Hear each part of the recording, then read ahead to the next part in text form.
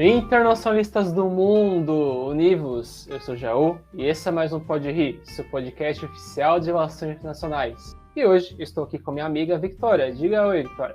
Fala, galera, um prazer estar aqui com vocês hoje para apresentar esse tema, discutir um pouco, que é muito importante para a gente saber do que está rolando, né? E eu tenho certeza que eu e vocês vamos aprender muito hoje. Exatamente, o episódio de hoje é polêmico, complexo e muitas vezes pouco falado ou até mesmo mal falado.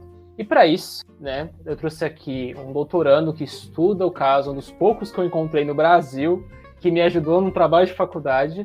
Hoje a gente vai falar sobre a questão dos uigures e qual a relação deles com a República Popular da China. Para isso eu trouxe aqui o doutorando Victor Vieira. Diga oi, Victor. Bom, Gustavo, Vitória, muito obrigado pelo convite. É um prazer estar aqui com vocês para falar um pouco sobre minha trajetória. Eu sou formado pela UFRJ, depois fiz meu mestrado no UPERJ e hoje sou doutorando pela ESEMI, com um doutorado sanduíche no King's College, e sou professor da Universidade Federal Rural do Rio de Janeiro, do curso de Relações Internacionais. E vai ser um prazer conversar um pouco com vocês sobre essa perspectiva que é tão complexa, né, de falar sobre os uigures, sobre as políticas voltadas para Xinjiang, que é um tema extremamente interessante e muito pouco explorado realmente no Brasil. Muito obrigado, é isso aí, pessoal. Esse é mais um Pode Rir, então vamos lá para essa temática bem complexa e polêmica.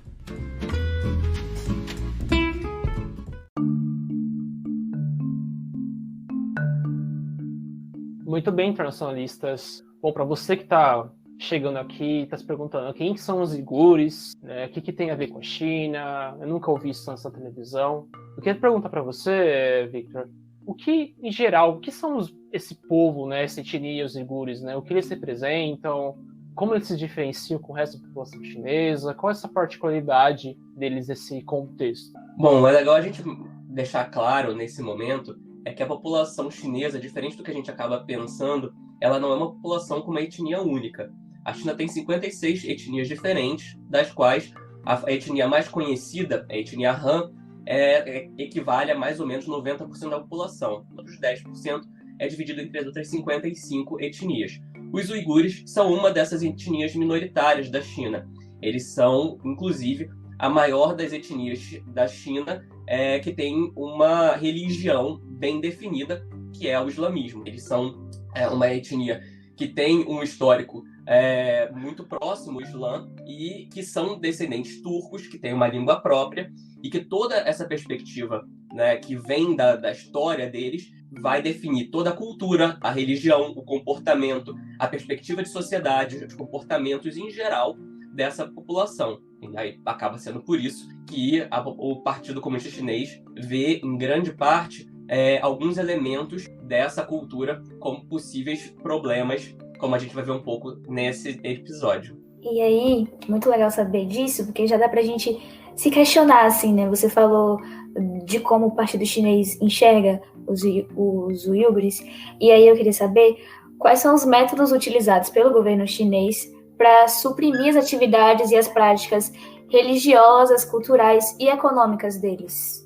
Bom, essas políticas voltadas para Xinjiang pelo Partido Comunista, eles têm um histórico um pouco mais amplo do que está acontecendo hoje em dia, né? E aí, para isso, eu vou voltar um pouco no tempo para a década de 90. Na época da década de 90, o Partido Comunista ele se deparou com um complexo que era a concentração de renda, né, dentro do território chinês, que é muito grande, a concentração de renda nas regiões do leste. Isso é uma concentração de renda que acontece pelo histórico de políticas desenvolvidas desde a reforma e a abertura do Deng Xiaoping. Quem aí estuda um pouco de China deve saber do que eu estou falando. As reformas de 1978 concentraram grande parte dos investimentos para o desenvolvimento nessa região do leste, deixando o interior e o oeste da China mais pauperizados do que o leste. Isso fez com que a década de 90 fosse um período de muito turbulência política e social em Xinjiang. Inclusive, grande parte dos políticos da região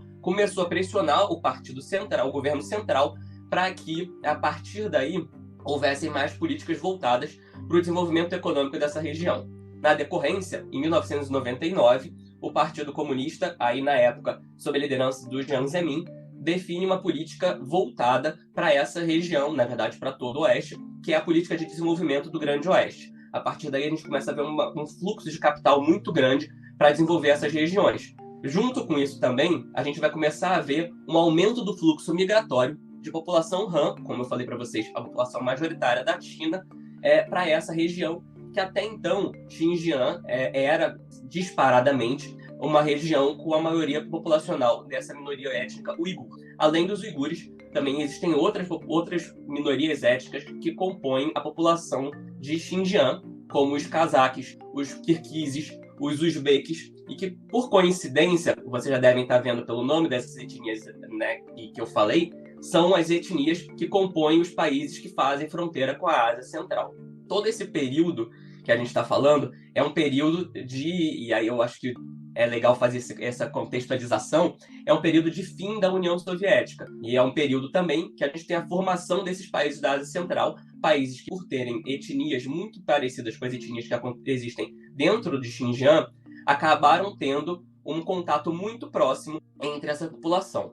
Na sequência, isso vai acabar fazendo que surja um sentimento de união muito forte entre esses povos, inclusive fortalecendo o movimento separatista dentro de Xinjiang. Na sequência, a gente vai começar a ver várias ações desse movimento separatista como uma tentativa de pressionar o governo pela independência de Xinjiang. Inclusive, a gente vai ter forte mobilização internacional por parte de uigures, que também pleiteiam a independência de Xinjiang. E o Partido Comunista ele vai, aos poucos, começar uma política de repressão a esse movimento separatista. Então, nos anos 2000, a gente tem o início da política de repressão severa que vai focar justamente nas atividades violentas e segregacionistas dessa população uigur. Nisso, muitas pessoas vão ser presas, muitas pessoas vão ser condenadas sem sentenças, e isso vai gerar uma revolta cada vez maior na população.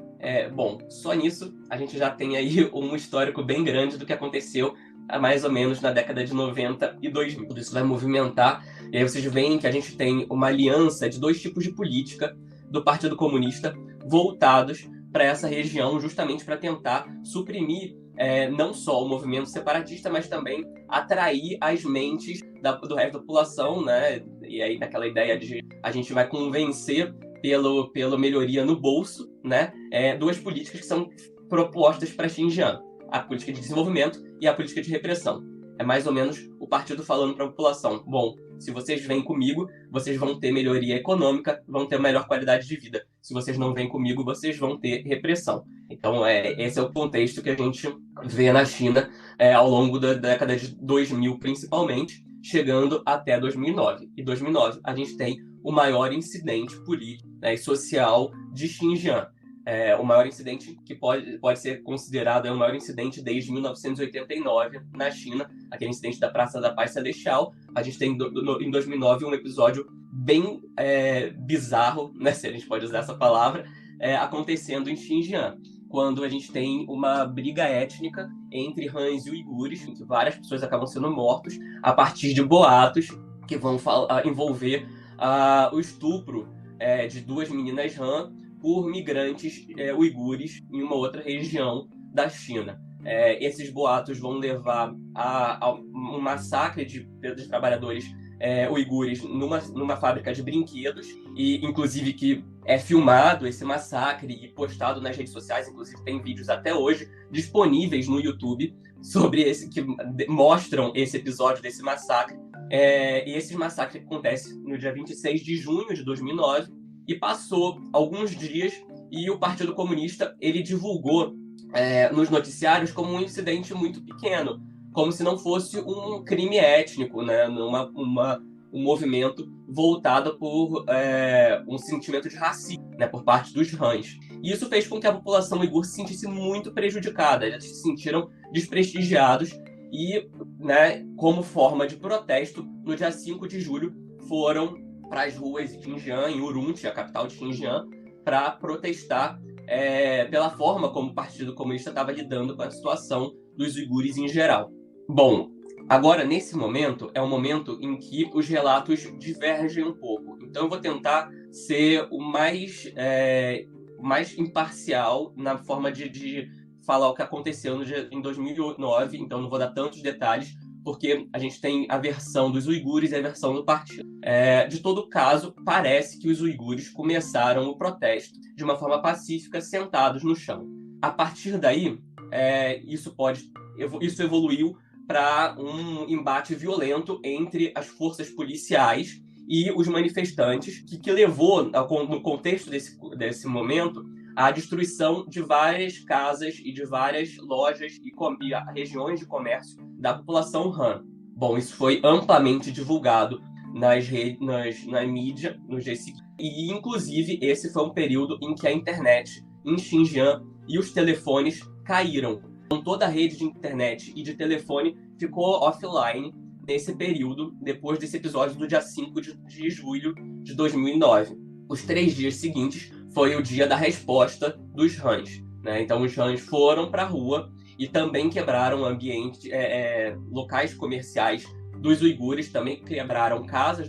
Inclusive, tem relatos de estudantes uigures que ficaram presos dentro de universidade, dentro do dormitório de universidade, por 3 dias, sem conseguir acesso à água e comida, por ter medo de outros estudantes Han na porta do seu dormitório, né? Medo pela sua própria vida.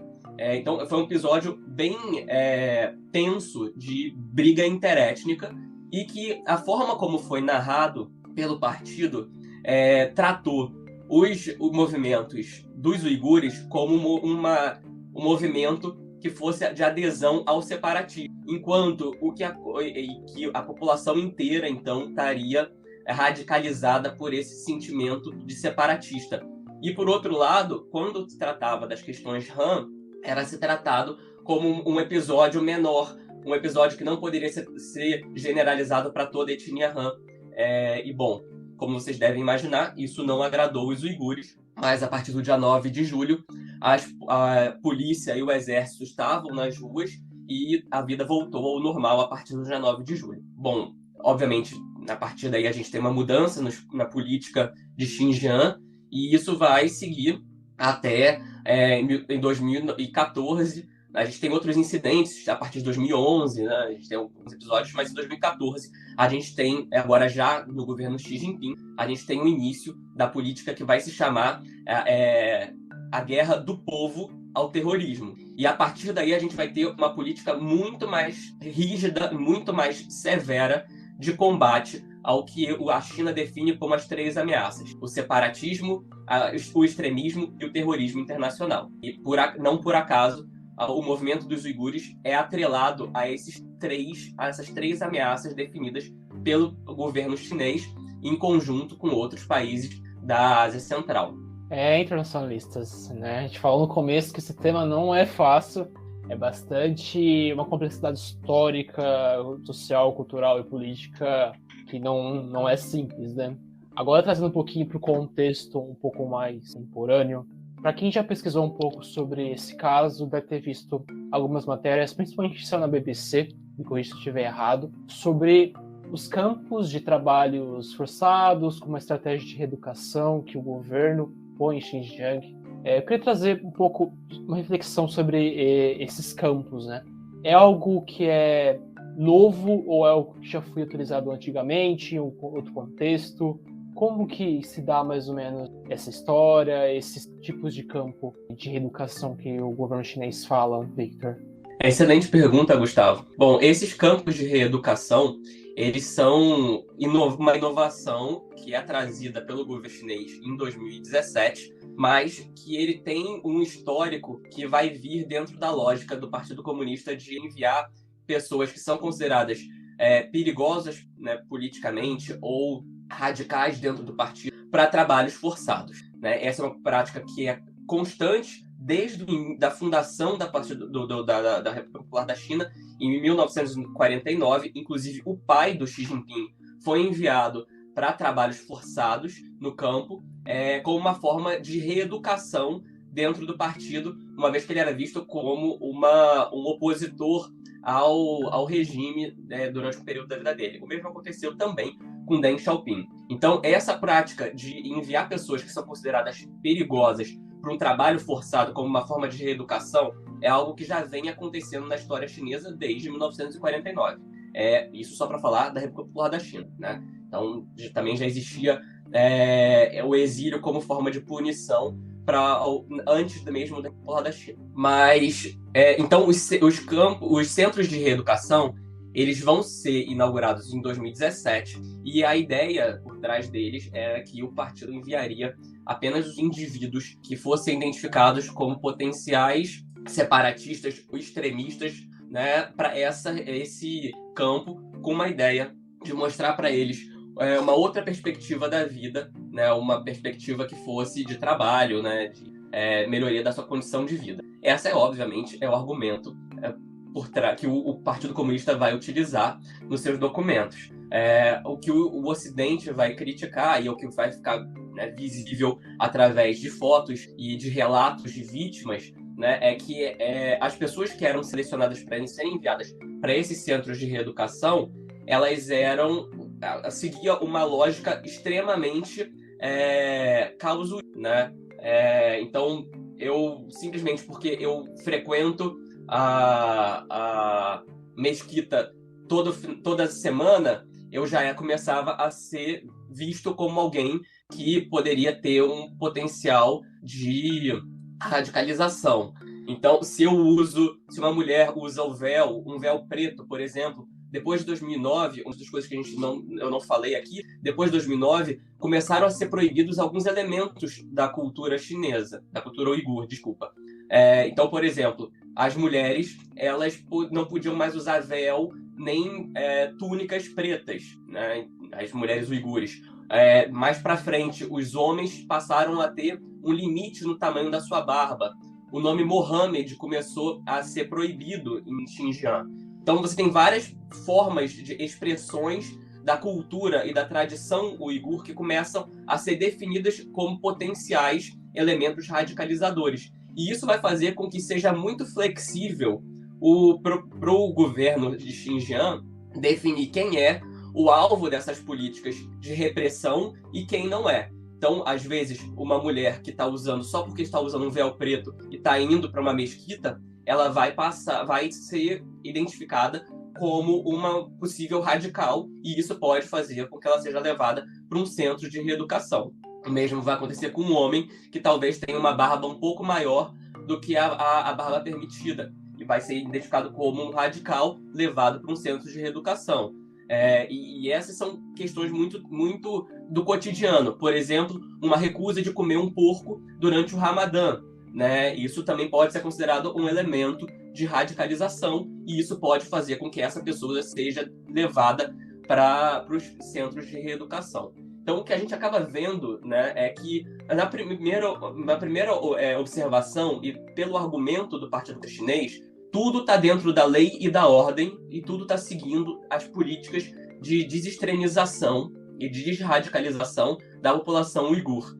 E o que a gente vai olhar no final é que essas políticas, né, as definições desses parâmetros são muito sutis, são coisas muito do cotidiano que podem se tornar elementos considerados pelo Partido Comunista como elementos de extremização e de radicalização que podem levar essas pessoas a serem conduzidas para os centros de reeducação, onde lá vai acontecer toda uma série de processos educacionais que vai, no caso, eliminar traços muito claros da cultura, da identidade, da religião uigur, tentando meio que padronizar esses indivíduos dentro de um modelo ideal de cidadão chinês. Nossa, você já esclareceu muita coisa aqui pra gente, mas aí você mencionou uma coisa na sua resposta que eu queria ouvir um pouco mais sobre, né, que, assim, queria saber se o governo chinês, na sua opinião, é transparente quanto ao que ocorre em Xinjiang, ou ele se utiliza bastante dos meios de propaganda para fabricar uma imagem diferente da realidade da região.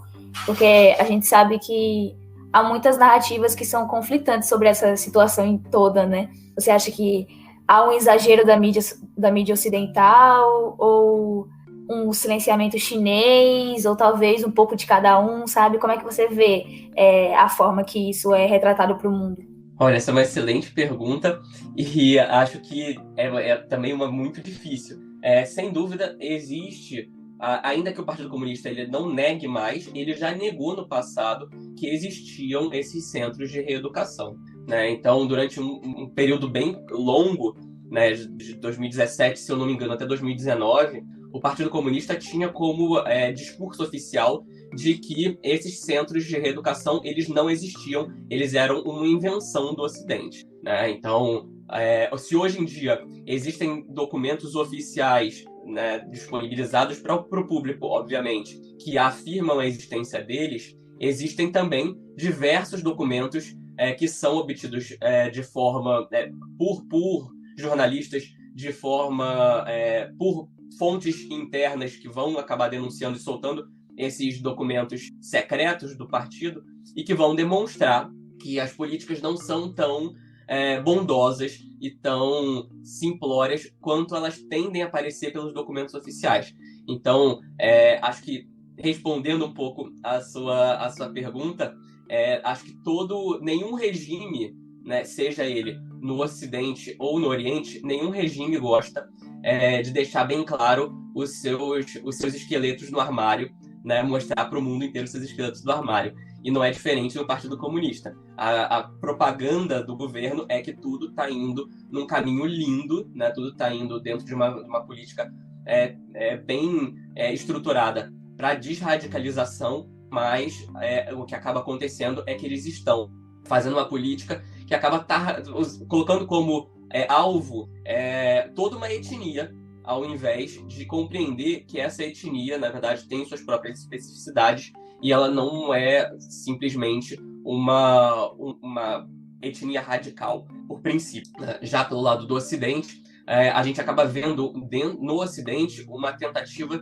de criminalizar a China por qualquer motivo, né? Então, a gente sempre aponta o dedo para a China como um regime ditatorial, um regime que vai fazer só políticas erradas e violações de direitos humanos, e parece estar sempre o Ocidente buscando um ponto para deslegitimar a China, para questionar o governo chinês, para apontar os dedos para a China, né? Então, eu acho que nenhum dos dois lados está certo, né? Acho que tanto a China tem erros, né? E a política de Xinjiang, especialmente os centros de reeducação, são um erro bem grande, mas também, do outro lado, o Ocidente, ao apontar dedos e querer condenar e julgar o Partido Comunista e os representantes do governo, eles não ajudam a solucionar o problema. Eles acabam criando mais rivalidade e criando mais resistência por parte do Partido Comunista da China, né? Então, acho que os dois lados acabam tendo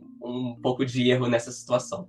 É muito bom saber, porque enquanto eu pesquisava um pouco sobre o tema, né, eu vi sobre um filme que fizeram, né, em Xinjiang, assim, o filme se passava em Xinjiang, eu não lembro o nome agora, mas eu vou tentar trazer depois, e retratava outra realidade, sabe, todo mundo feliz, contente, dançando. Então, acho que os meios de propaganda realmente são uma ferramenta importante, né, para o governo chinês, em muitas ocasiões, né. Sem dúvida. Isso não quer dizer que os uigures não sejam, como povo, um povo feliz e dançante, né? Eles são. Inclusive, essa é uma cultura que fazia, antes de tudo isso, fazia com que os próprios Hans, a população Han, quando ela conhecia os uigures, eles se sentiam muito abraçados. Porque os uigures são um povo animado, são um povo que gosta de interação, gosta de trocar, né? Então, eles são um povo alegre. Eles não são um povo que é radical. E essa forma como eles acabam sendo vistos pelo partido, justamente por desconhecimento, né, por até mesmo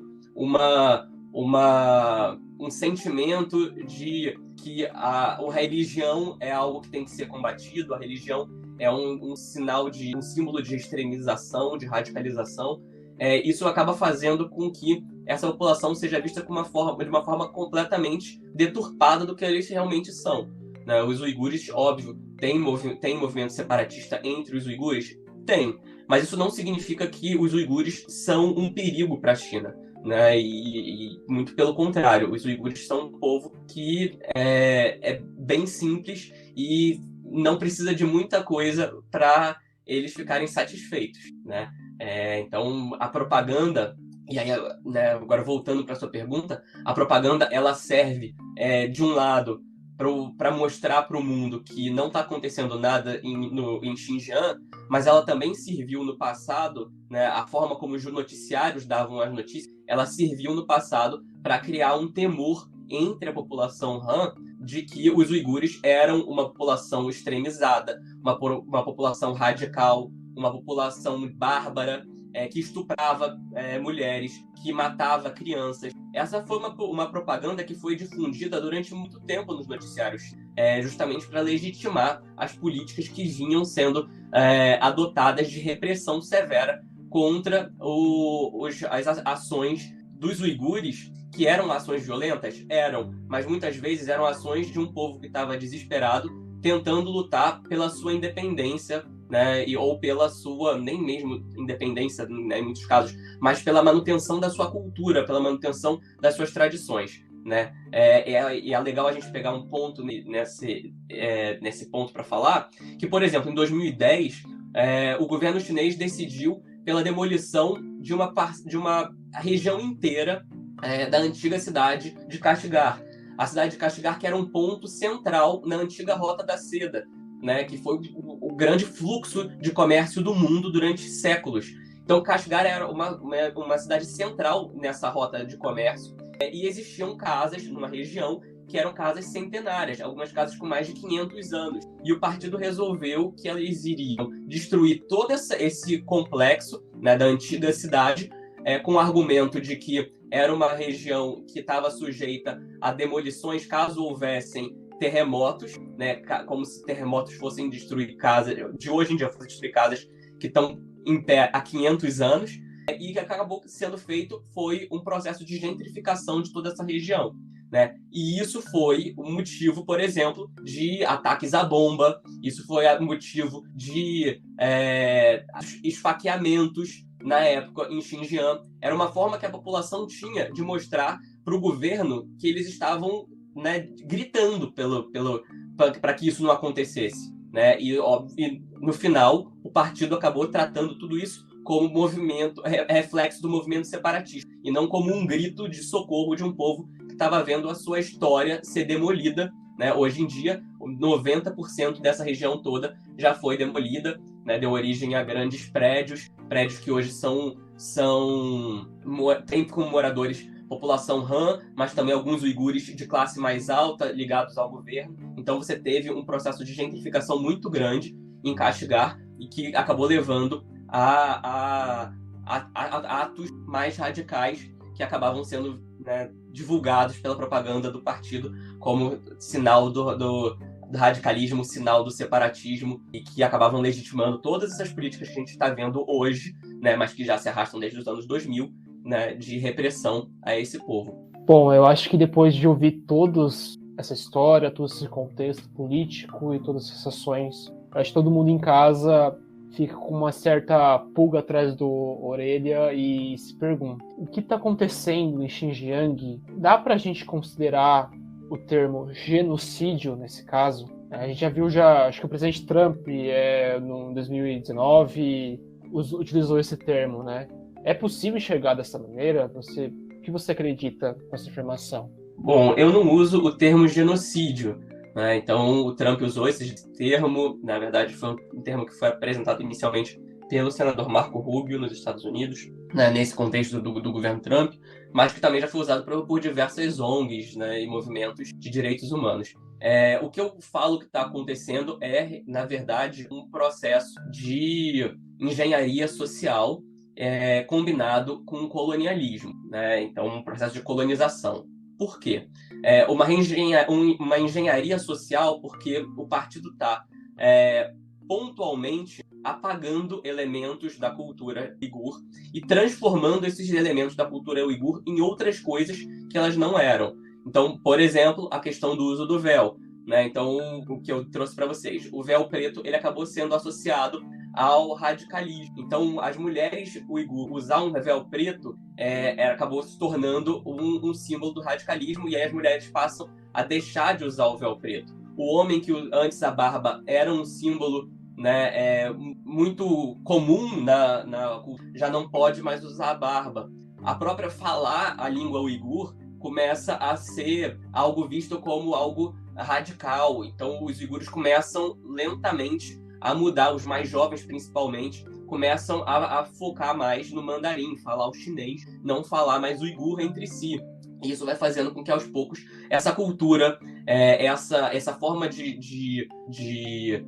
se comportar, essa língua, vão sendo abandonados ou vão, na verdade, se moldando àquilo que o partido acredita que é o uigur ideal, né? O uigur que, na verdade, é muito mais próximo do que é o chinês Han. Algo como o que acontece com os Hui. Hui é uma outra minoria étnica, também muçulmana, mas que eles, apesar de serem muçulmanos, eles têm toda a sua vida muito regrada pelos padrões de vida e de sociedade idealizados pelos Han. Então, a religião ela é apenas um ponto na identidade dos Hui, mas eles são muito mais próximos da cultura Han do que os uigures. A ideia do partido é justamente essa, trazer os uigures para ficarem bem próximos do que são os Hui, né? Se tornarem indivíduos que são praticamente Han, mas que, na verdade, isso vai acabar retirando deles todos os elementos da sua identidade. E o colonialismo, por quê? Porque, junto com esse processo de reengenharia social, e que os centros de reeducação têm um papel fundamental, né, nesse processo de reengenharia social, a gente também tem um estímulo do partido para a migração maciça de Hans para essa região. Ao mesmo tempo que você tem também uma política de estímulo à migração de uigures jovens para outras regiões, justamente com uma forma em que você vai diluir a população uigur, por um lado, com a chegada de Hans, né? Principalmente esses Hans vão ocupar os melhores cargos nas empresas e nas indústrias, né, que estão sendo instaladas em Xinjiang.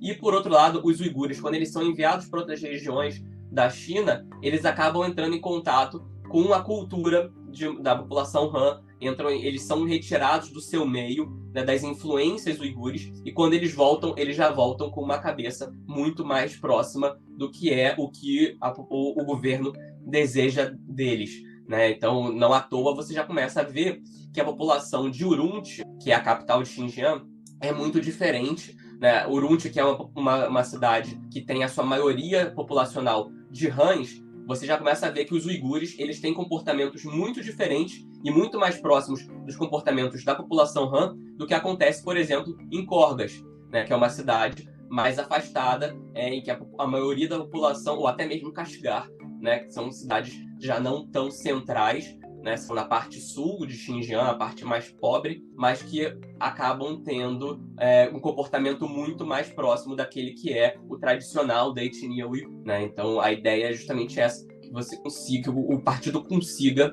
homogeneizar toda a sociedade no que ele mesmo chama de unidade étnica, né? Ele quer criar uma unidade entre as etnias, em que todos eles acabem tendo um padrão de comportamento muito próximo daquilo que é o ideal visto, né, para o povo chinês.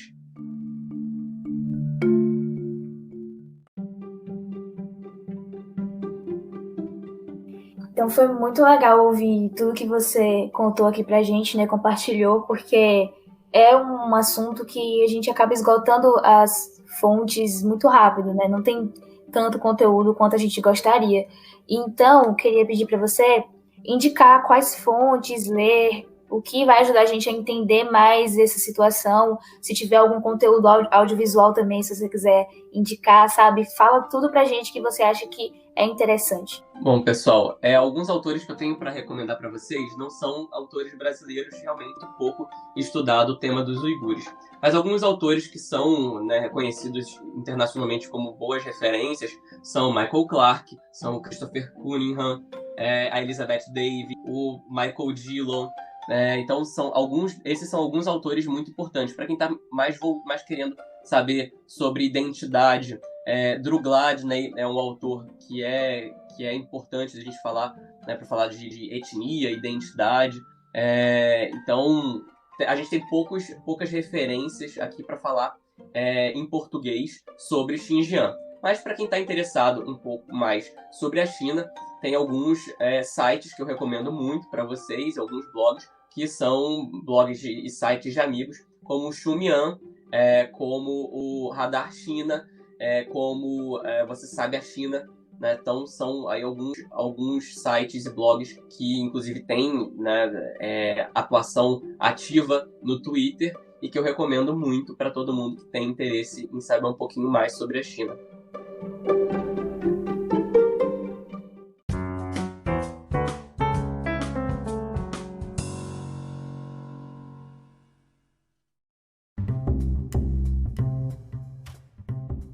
Muito bem, internacionalistas. Esse foi mais um Pode Rir. Eu quero agradecer demais a presença de todos aqui que escutaram até o fim esse episódio. E com certeza eu quero agradecer o doutorando Victor por estar aqui presente com a gente, por ceder o tempo dele para contar esse caso, né, que é complicado das relações internacionais, é polêmico e é extremamente complexo e é algo que a gente tem que ficar de olho e entender, porque faz parte do que nós somos como profissionais e como que nós estudamos. Então, muito obrigado pela presença. Esse foi o meu Pode Rir e até a próxima, pessoal. Muito obrigada, galera, por ouvir até aqui e ficar aqui com a gente até o final. Eu estou muito feliz por ter tido a oportunidade de ouvir sobre esse tema, né, que a gente não ouve falar muito, não tanto quanto deveríamos. Então, eu queria agradecer também ao Victor por ter aceitado o nosso convite para conversar um pouquinho sobre esse tema. Bom, obrigado, pessoal. Foi um prazer estar com vocês. Podem se sentir à vontade para me chamar sempre que precisarem. E para quem tiver mais interesse em estudar um pouco sobre Xinjiang ou até mesmo sobre a China, pode procurar o meu nome no Google ou olhar pelo meu Lattes. Vocês vão ver que eu tenho publicações tanto sobre Xinjiang como política externa chinesa, política doméstica chinesa. Então, meu nome é Vitor Carneiro Corrêa Vieira, vocês podem me procurar lá. Quem tiver interesse também pode me seguir no Twitter. Eu não sou o mais ativo dos usuários do Twitter, mas o meu Twitter é Victor CC Vieira. É só me buscar lá e de vez em nunca eu prometo aparecer por lá. Porque além de professor de RI e doutorando, eu ainda sou pai de uma filhinha de 6 meses que me dá muito trabalho. Então, as redes sociais acabam sendo deixadas um pouco de lado. Mas obrigado pelo convite.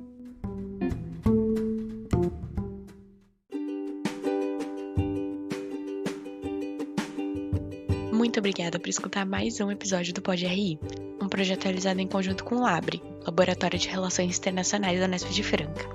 Para mais informações, curiosidades, memes, episódios, siga a gente nas nossas redes sociais.